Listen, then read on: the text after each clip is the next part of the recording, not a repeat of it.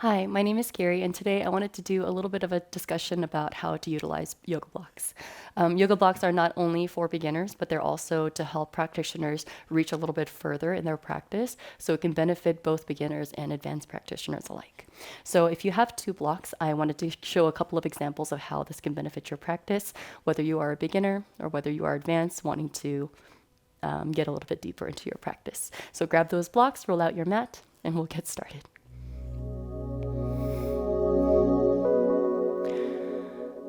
So the main reason to have the blocks is to have the floor basically rise up to meet us where we're at.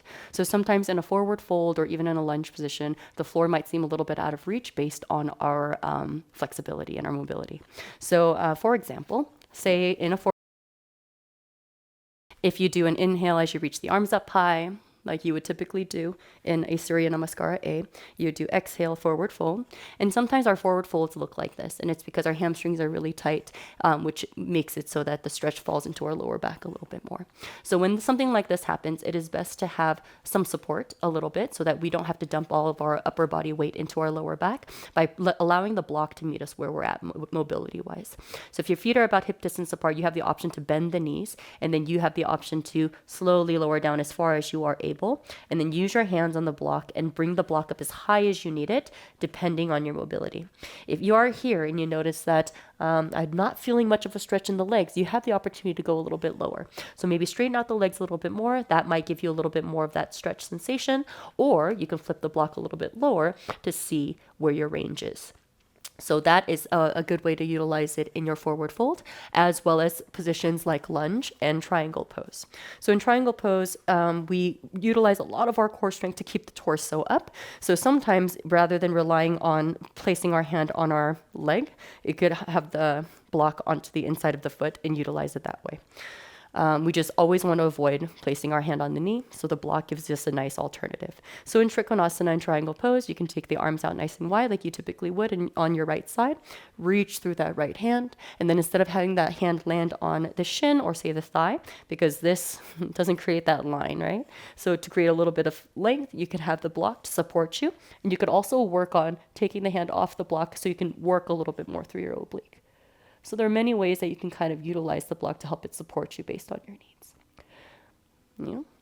So that is one other example. The other example that I love to use it in is in chaturanga dandasana. So chaturanga requires a lot of shoulder strength to lower down properly. And if we don't have that, sometimes we have a tendency to dip our shoulders, which puts a lot of pressure on our rotator cuffs.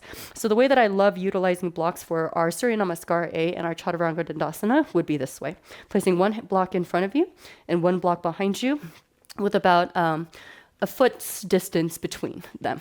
And the first block is going to be supporting your chest, and the back block is going to be either supporting your hips or your thigh, depending. So on your next inhale, if you'd like to follow along, inhale, reach the arms up nice and high. And then as you exhale, forward fold, bring the hands all the way down into that front block.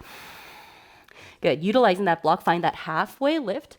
This is a big one because utilizing that block to help us lift ourselves high enough to where we can actually bring the shoulders back and our chest forward. That's going to help us create that nice flat line. And then as you exhale, plant the hands in front of the block, bend the knees and step the feet behind the block that was behind you. And then from here, you can shift the weight forward and then lower down halfway. And look what happens. The block supports you on the way down, and it won't allow you to drop into your shoulders. You can keep them pulled back as you lower them down. Once you have that, you can untuck the toes, find your upward facing dog here, lifting through your chest. And then you can lower yourself down so you can work on your strength and work that negative. Tuck the toe, push yourself up. And then look at that. All the way back into your downward facing dog, and your head falls right in the middle of the blocks. So it doesn't disrupt your Surya Namaskara A at all if the position is right. So on your next inhale, you can look forward towards the front of the mat. And then exhale. This is going to help you find that compression to lift the leg as close to your chest as you can to step through between the blocks. Good. You can bring your hands back onto the block for your inhale, flat back, halfway lift. And then again, support yourself in that forward fold. Inhale, you can rise all the way to the top. Hands up, look up as you reach. And then exhale again as you release your hands down by your sides to find Tadasana again. So that is a really good example. For advanced practitioners, you have the option of utilizing the block to lengthen the space so that you can reach a little bit further. So for instance, in your Paschimottanasana or your forward fold, if you are already at your toes and you can already grab them and use them as leverage, you have the option of lengthening your leg by placing your block in front, so that when you grab, you're grabbing past your toes. And you can grab as many as you need based on your mobility and how much greater it gets from practice. So this is also a way to help advanced practitioners get a little bit deeper into the practice. Okay.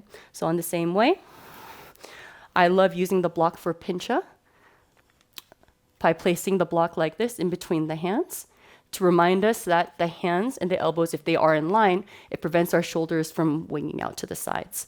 So that can give us a little bit more stability in our Pincha Mayurasana as well. So you can bring the elbows down, and you can lift yourself up into dolphin. And then by holding the block with their thumb and index finger, that keeps the hands in the right position. And then you can work on gently lifting yourself into your Pincha. Okay. So those are a couple of the tutorials that I wanted to share today, how I've utilized my blocks throughout my practice from the very beginning when I was a beginner to having an advanced practice now. So try some of those out. If you'd like that tutorial and you'd like a couple of more tricks and tips on how to utilize these in other poses, please let me know in the comments, and I'll see you at the next one.